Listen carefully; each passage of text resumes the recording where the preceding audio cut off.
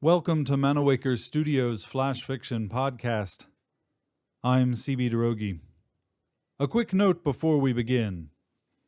Flash Fiction Podcast is supported by Manawaker Studios patrons on Patreon. Patreon is a voluntary subscription service that allows fans to give micropayments to the artists they love. Patrons of Manawaker Studio all get access to weekly stories and other content in the patron feed, and supporting at a higher tier includes a subscription to Manawaker Books. To find out more or to become a patron, visit patreon.com/Manawaker. This week, Burned by Michael Chin. Dennis Dean called it a burned alive match. The concept that the winner would be the man to throw the loser into the bonfire at ringside. The contestants, the Mummy and the Pink Man, each wore full-body costumes, easy enough to pad and coat in flame-retardant material. The loser, the Mummy, would go into the fire, flail for 10 seconds or so, then sell like he was dead until the boys hit ringside with the fire extinguishers. Dean said it would be a controlled situation. None of us really trusted him, but I guess none of us doubted him enough either to get him to stop. If we couldn't have convinced him, I'm sure all it would have taken was a single call to the fire marshal. We watched from behind the curtain, the blaze big and bright enough we wondered if we'd even be able to see when Mummy fell in. Suppose the crowd would clue us in with their cheers or gasps. But the fire got bigger. Afterward, Dean would claim fans started throwing their garbage into the flames, popcorn boxes and cups and the glossy programs they'd already lost interest in. That they fueled the fire, that they were the reason it got out of control.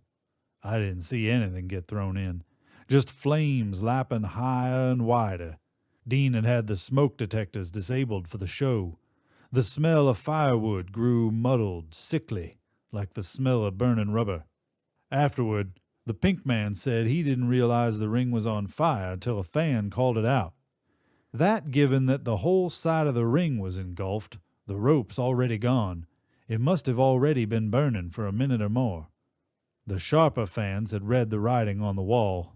Before Dean started to communicate to Mummy and Pink Man to wrap up early, before it became clear Mummy wasn't going near the flames after they had reached full-on conflagration status, before Dean rang the bell and told the ring announcer to tell everyone it was a no contest, before the boys started spraying their extinguishers, and before it became clear that they didn't have a prayer of putting out the fire, before the ring announcer, undirected, announced everyone should evacuate, before Dean screamed at him that he was chasing away customers and would never work for him again, before Dean conceded the announcer was right, before all of that, those sharper fans were headed for the doors.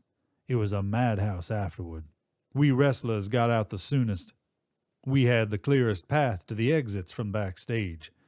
Before long, fans figured it out and hopped the guardrails to get out that way too. Some of the fans. Others, the men, women, and children we'd seen out in the crowd, were still inside. We waited until the stream of bodies became a trickle, until it stopped. "There's still a lot of people in there," Manny Sandor said.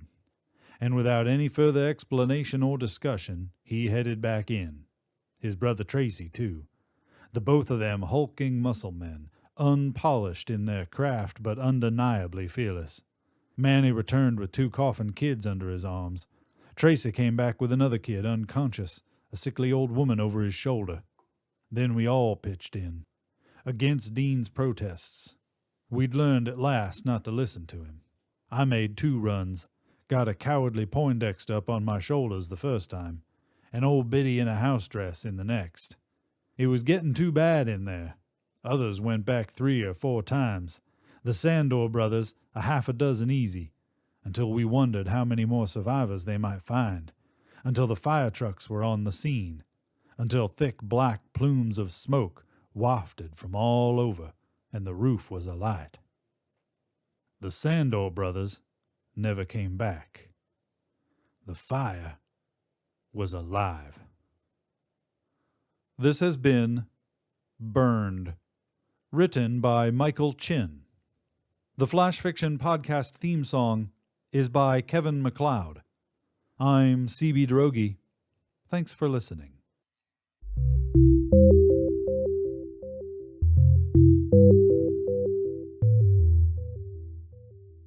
Episode 0140. Production copyright 2016. CB Droege and Manawaker Studio.